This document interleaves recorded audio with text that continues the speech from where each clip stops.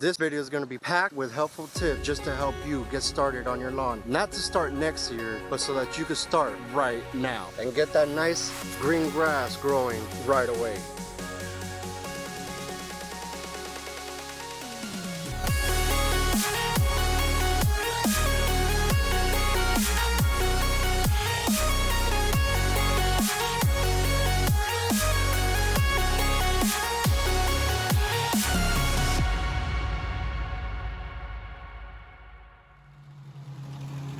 Welcome to another video. Today I have a lot of tips to pack into this video, so make sure you stick around for all the goofiness and tips that I'm going to give you today. If you haven't yet, go ahead and hit that like, subscribe, and bell notification, and you could also follow me on Instagram at DanTheLawnMan. With that said, let's get right into today's video.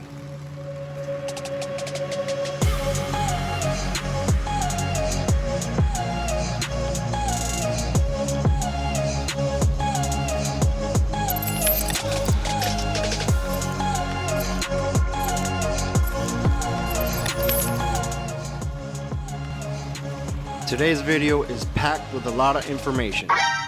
And there goes Thor. Thanks Thor, it was nothing. What a great dog. Hashtag GSD dog if you guys ever had one. Comment down below.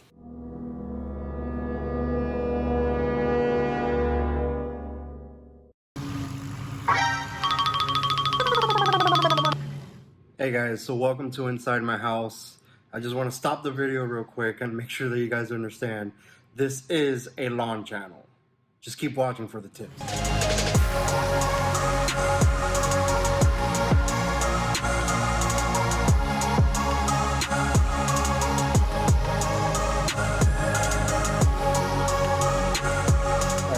So welcome once again to my backyard. Now, the first tip that I'm giving you today is walk your land. Get to know your land. Measure your land. What type of grass do you have? How does your grass like to be cut? The more you walk your land, the more you'll get to recognize what your grass likes and what it doesn't like. I personally know that I have St. Augustine grass. St. Augustine grass likes to be cut pretty high. So another thing that I could tell you is I know I have to deal with crabgrass all the time, but that's a whole other story that we're going to get into in a later video. The only way to know that is to actually get outside, walk your land, and learn it. Next piece of advice that I could give you is come outside and measure your lawn. Now the reason you want to measure is because a lot of factors go into measuring your lawn. Now, there's some simple ways around that and I'll show you today. So we're going to head and use this part as a starting point. The way that I'm going to measure my lawn today is just by taking strides. Now when I'm going to take strides, I have a 12-inch foot. Yes, I'm wearing flip-flops. I live in Florida. It's okay to wear flip-flops out here. We're going to take strides and get an accurate amount more or less of how big my yard is. So we're going to start right here. We're going to walk.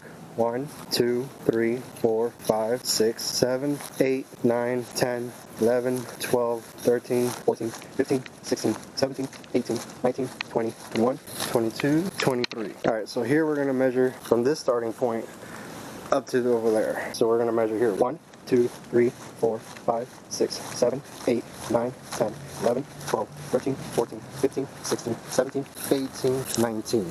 So I know that from over there to over here I have 19 feet. And from over there to over here I have 24 feet. So now what I'm going to do is I'm going to multiply from here to here and here to here. How much is that in square feet? So why do we do that? Why do we measure our lawns? Well, it comes to bag rate, ounce per thousand rate. All those rates are going to play a factor when it comes to going into more advanced tricks into your lawn care routine. When you see in front of a bag, it's going to tell you X and O amount per 1,000 square feet, or this bag covers 15,000 square feet. You're going to have to know how many square feet your lawn is so you don't put too much product down. What I initially walked was 18 by 24, so we're going to go ahead and we're going to multiply that. Let's see what we get.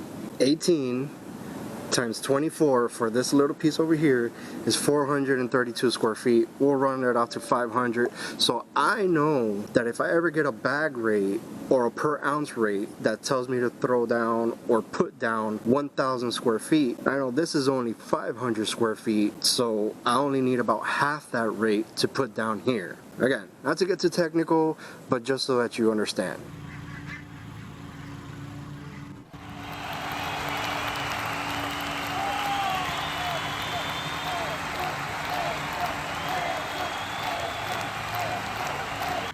I promise you no ducks were hurt during the filming of this video. They're all friends. Just keep watching.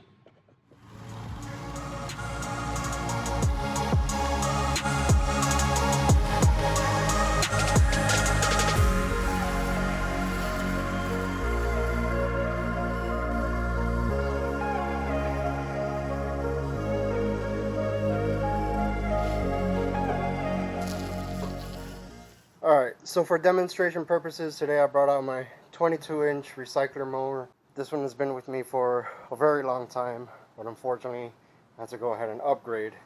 This right here is the Time Master 30-inch cut mower, and I'll have a review for this mower coming up in the next video. So adjusting the height. You have these levers over here, see that? So these levers over here adjust the cut height. In mowers like this, on each of the four wheels, it has a lever. You gotta adjust each one of these to its proper height, or else you're gonna have the lawnmower either too far forward and too far back on one side, or too far back and too far forward on the other side. You don't have four levers, you just have two. One, two. And it adjusts the wheel height on each set of wheel. If you have any type of grass, warm season grass that's not Centipede or Bermuda, you're going to want to mow at the highest point, which on this it's 1, 2, 3, 4, 5 notches in. Alright, so you can see I have this one already all the way up, because like I said, I used to mow on this. In all reality, you're going to want to always put it either one notch up, one notch all the way up, half a notch, or 2 notches into the cutting height. No lower. Now the same thing you do here, you're going to want to do here. So right now, again, I have it all the way up. I'm going to go right there, that's half a notch down. But to make it even, I have 2 notches here. I want to make this one even and put it 2 notches. Alright. So right now, I'm at a cutting height in about 3.5 inches, which that's perfect for St. Augustine grass, centipede grass, zoysia grass. Up north, we're talking about turf type, tall fescue, a blend, ryegrass. 3.5 and higher is your ideal cutting height for those type of grass. Bermuda grass, Bahia grass, zoysia grass, you're going to want to cut a little bit lower. So if we go cut any of those type of grasses, we're going to want to be at least in 1.5, 2.5 notches. So we're going to put it down here too. 1.5, 2.5 notches. Here or lower. I wouldn't go down so low, and the reason because of that is you don't want to cut into the crowns of the grasses and kill them by accident.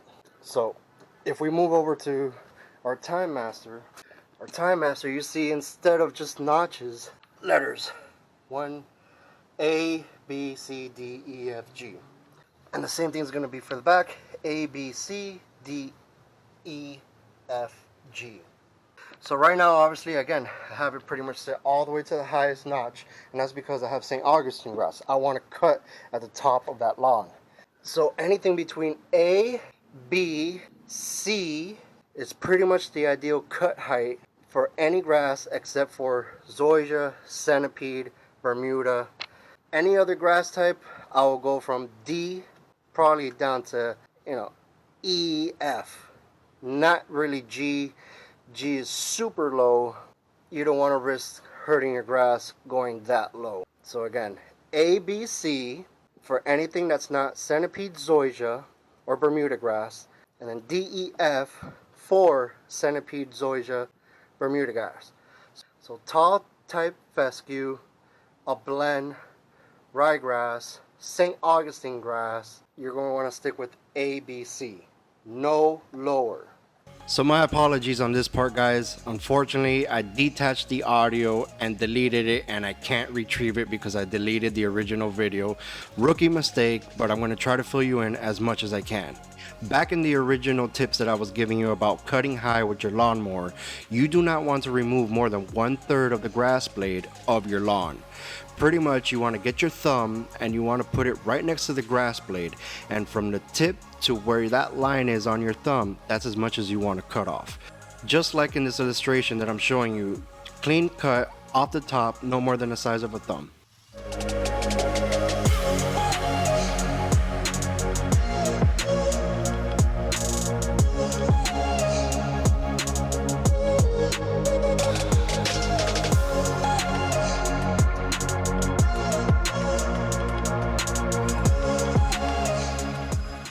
So the other reason that you're going to walk your land is to make sure that the coverage is good for your sprinklers. Are you getting enough coverage from your sprinklers? Is it putting enough water down into your lawn? Do you have any brown spots? Any weaker spots? Do you have spots that are possibly growing too much weeds because there's maybe too much water going that way? You could do this many different ways. Visually, you could just see how the grass reacts with the water amount that you put down. But another way that you could do this is getting some type of rain gauge. Any type of standard measuring cup that would help. And I can show you an instance right here. Alright, so I have this cylinder here, and I've used this cylinder in the past for different things. You don't have to buy anything like this. You could just get a measuring cup and it will work just fine. So I have these red lines here. Put your measuring cup outside. Put a can outside and just measure 1 inch, half an inch, whatever you can measure on the cup. And turn on the sprinklers and see how long it takes the sprinklers to give you that inch, inch and a half of water. So I went ahead and I put my measuring cup right here in the middle of my grass. And I'm going to turn on my sprinklers and see how long does it take for that line to get filled up.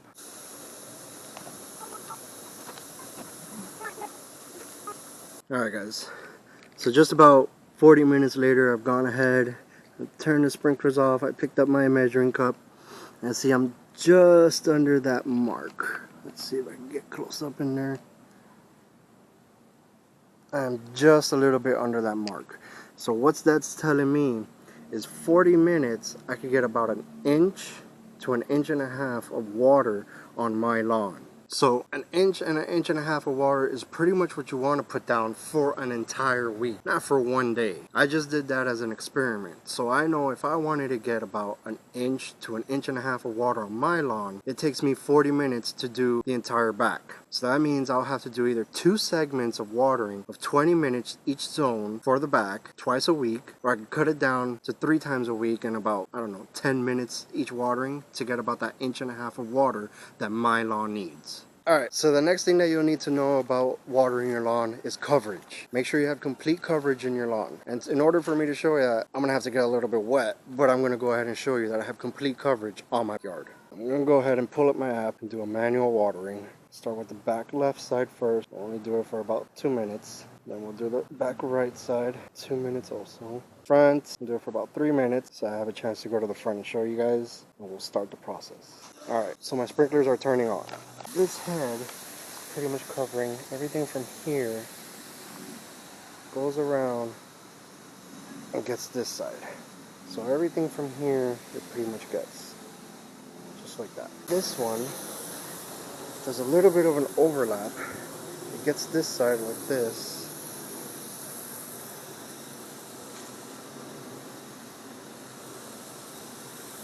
And it covers all that. So I got this head right here that kind of covers from here and it overlaps over to this way. Remember, these heads already have all of this. So this one's kind of just coming through here, stopping around here and going back. This one right here in the middle, this one's pretty much covering this whole circle area right here. This one's kind of covering everything from like right here over to where that tree is.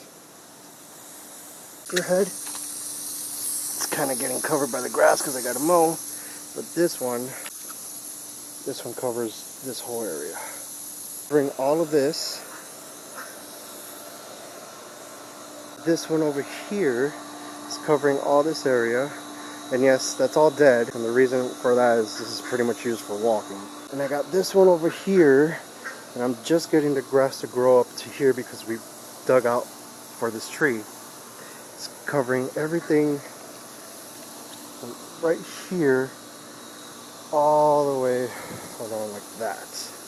This head in the front is covering everything in this section. For these trees, they have these micro sprinklers. You guys can see it gives just enough water for all the flowers.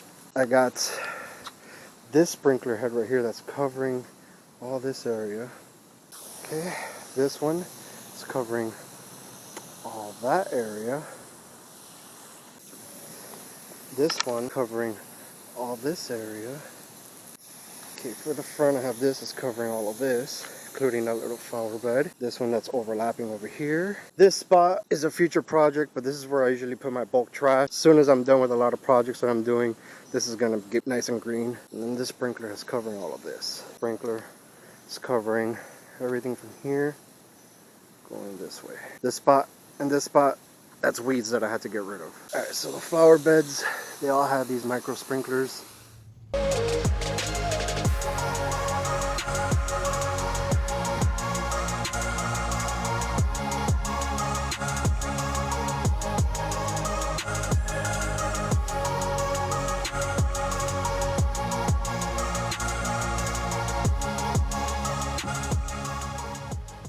Unfortunately, this side also, I lost the audio to it, but I'm going to fill you in as much as I can. What I have in my hand here is granular fertilizer. Every type of fertilizer has an NPK associated with it. N being nitrogen, P phosphorus, and K potassium. So in this example, the 24 is nitrogen, the 0 is phosphorus, and the 4 is potassium.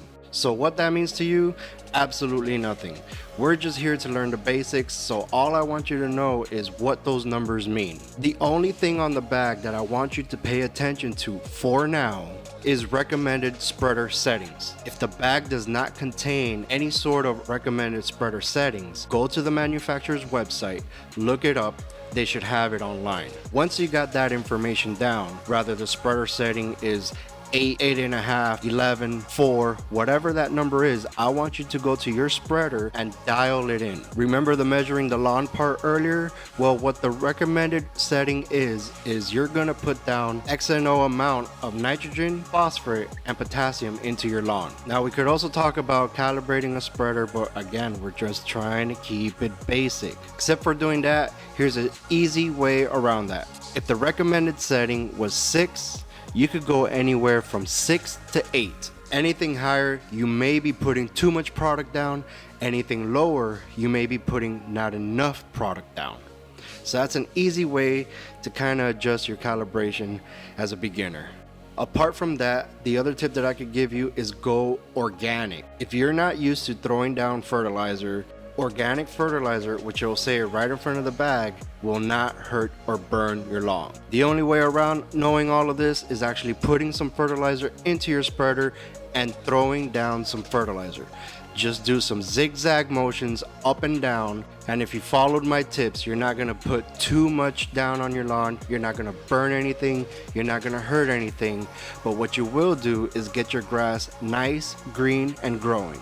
And that's it. You're on your way to having the nicest lawn in your neighborhood. If you like this video, I would greatly appreciate it if you subscribe, if you like, if you share it with your friends, share it with family members, share it with everybody. Links down in the description to everything that I use in this video. Did all the research on Amazon for the best products so you don't have to go searching around.